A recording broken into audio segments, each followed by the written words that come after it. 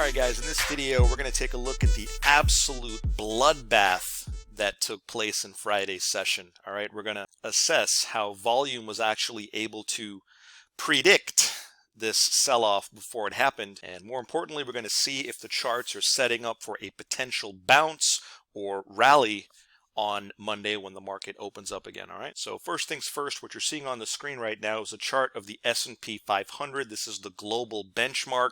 No matter what asset class you trade, you can definitely participate. All right, if you trade Forex, your symbol is SPX 500. If you trade futures, your symbol is ES. And if you trade stocks or options, your symbol is SPY. And of course, guys, what you're seeing overlaid onto the chart of the S&P 500 is the volume indicator, okay? And this volume indicator was born for one reason and one reason alone, all right? It turns green when the buyers are in control, and it turns red when it detects the sellers are in control. Does that make sense? Because it ain't me and you that moves markets, all right? It's volume. It's massive participation from large traders, aka institutions, hedge funds, and algos. All right.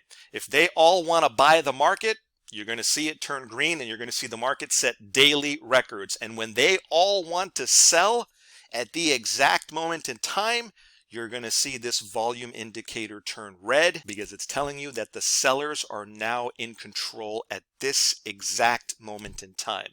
And that's why you see the sell signal print here on this exact bar, because the pressure shifted from the buyers being in control into the sellers being in control. Make sense, guys? And look, the reason I wanted to do this video is specifically for all of you guys out there who are driving yourselves nuts by constantly trying to call tops and call bottoms, all right? What I like to refer to as the amateur traders or the retail traders. And I hate to say this, but there's a large segment of you guys that have consistently tried to catch the top in the S&P, in the NASDAQ, and the Dow.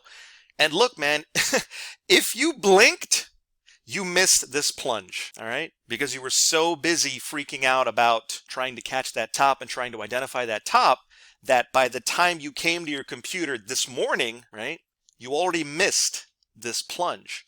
And so here's a really interesting contrast, all right? For those of you guys that continue to call tops, which is a horrible strategy. You're essentially a counter trend trader as opposed to a trend trader, right? You probably tried to call a top here, and then you probably tried to call a top here on the breakout, and then maybe, just maybe, you lucked out. Highly unlikely, but maybe you lucked out and tried to call a top here, all right? Which I don't think anybody did. Okay, and so what am I getting at here? Well, what I'm getting at is if you actually take a look at this location here, which was the actual market top, and you contrast it with this location here, which is the trend change, okay, you can see that you're actually not missing that much. And this happens consistently. This happens so frequently, it would blow your mind. You understand what I'm saying? So what I'm trying to say to you is only a fool would try to predict a market top, right? You're essentially pretending and acting like you know more than the rest of us. You're behaving as if you're smarter than the market. And as you know, there's nobody that's smarter than the market. Not me, not you, not even Goldman Sachs. Whereas if all you did was simply pay attention to the volume shift using this color band, then you nailed a potential $10,000 trade by simply waiting for the color change. You understand what I'm saying? That is why trend trading is superior. That is why trend trading is valuable. And that is why I personally believe you're going to have a lot more success, okay? A lot more success attempting to trend trade the market instead of trying to catch tops over here, or tops over here, or tops over here. Like, don't be an amateur, right?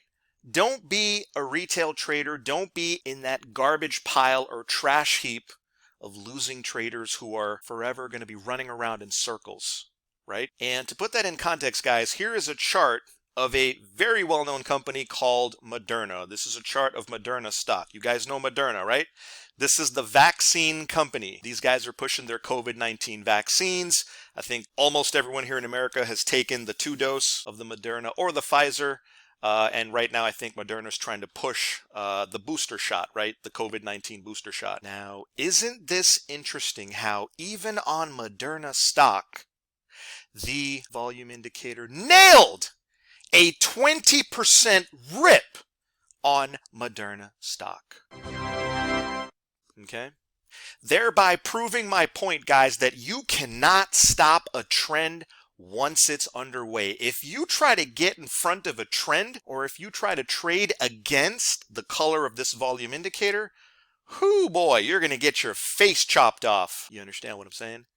Again, guys, this is what makes trend trading so valuable. It is unlike any other trading strategy, unlike any other trading technique. And I think that once you start using this volume indicator as your primary filter, you'll never ever be able to go back to trying to catch tops and bottoms, because now you're going to become a smarter trader, a better trader, a more efficient trader, and you're always going to trade in the direction of the trend.